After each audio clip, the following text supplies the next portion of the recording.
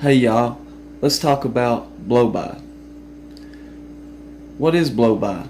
A mix of exhaust gases from the combustion process along with any unburned fuel and oxygen. So, blowby, how does it work? Exhaust gases move to the gap between the cylinder wall and the piston rings. When the piston is moving upward on the exhaust stroke, so if you look over here, you have the piston and it's moving upward on the exhaust stroke. The gases get in between the rings, and as these gases get in between these rings, it starts to move upward on the intake stroke. The gases are pushed into the crankcase, also passing through the piston ring gap.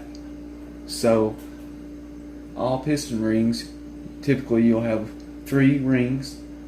Compression ring, you'll have another ring that helps control compression and it scrapes the oil, and then an oil control ring. So all the rings have a gap to allow a spring-like seal within the engine so it can get a seal on the cylinder wall.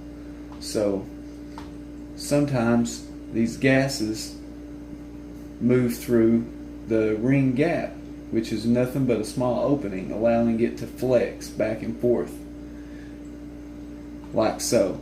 So like I said, when it comes to the other process of it, and you have exhaust gases going around the cylinder wall, well,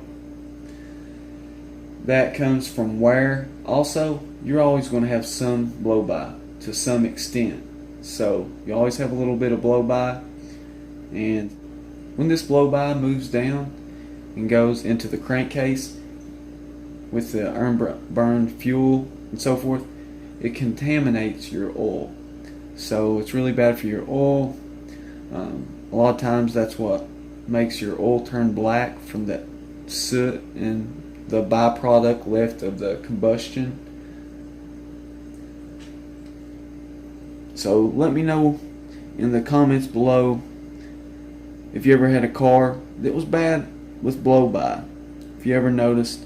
And there's a little trick you can do, old timers would do, is they would take their oil cap off while the engine's running, and they would take a piece of paper or something and set it over it, and if it pulled down, it had good vacuum and held the paper. But if it blew the paper off, then that meant that it didn't have good vacuum. That's because of the issue it had with the blow-by. So just a little tip there.